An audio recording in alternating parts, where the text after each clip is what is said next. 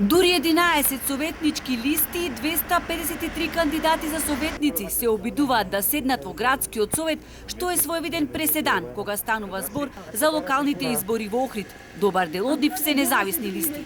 Тоа го наметнува прашањето на што се должи вака големиот број на советнички листи. Каква е структурата на тие луѓе што претендираат да ја кројат иднината на Охрид, носејќи одлуки во Советот? Ќе успеат ли да го разнишат апсолутното мнозинство на големите политички партии во Советот?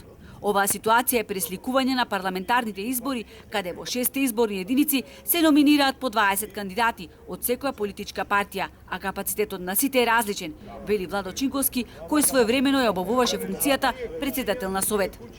Имаме од професионалци, политички, имаме образовани до необразовани личности, кои што во зависност од можноста да бидат исфорсирани од некого, од политичките врвови, добиват и места во парламентот, а за таму не ни сонувале дека во некој момент може да бидат.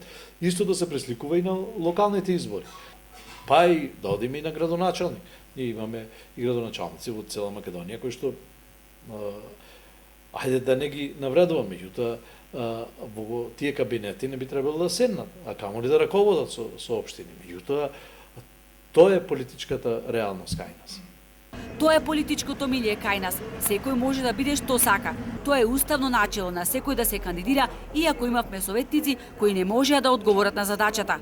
Но воопшто не е важен бројот на листите, туку квалитетот. Досега имаше помалку листи кои ги гледав како фамилиарни листи, кои што учествуваа на избори исклучиво за да добијат еден советник кој што во понатамошниот тек на работата на Советот имаа некоја лична корист. Во овој момент, овој дуализам во македонскиот блок политички партии, исто и во албанскиот, доведе до распад на системот, каде што општеството назадува во секоја смисла. Тоа доведе до незадоволство и пукнатинки кои што ги пополнат независните листи на советници, додава Чинковски, кој отворено зборува дека секогаш имало купување на гласови, подбитување и пазарења. Тоа ќе се случи и овој пат, откако ќе се пребројат гласовите и кога ќе биде јасно која политичка партија колку советнички места освоила од вкупно 23-те. Тука веќе почнуваат пазарите. Како што е вообичаено, дали тоа ќе биде со ветување на работни места, не знам, тендерашки понуди, клиентелизмот ќе проработи на големо. Ние сме држава која што лета во место. Значи, имаме системски проблеми ние. Се додека нема одговорност за носителите на јавните функции да одговараат за реализираното или нереализираното, се до тогаш ние ќе бидеме во ситуација статус-кво. Политичките партии и во македонскиот и во албанскиот блок имаат монопол на целокупната општествено-политичка состојба во држава, си ги делат своите функции и работат онака како што работат.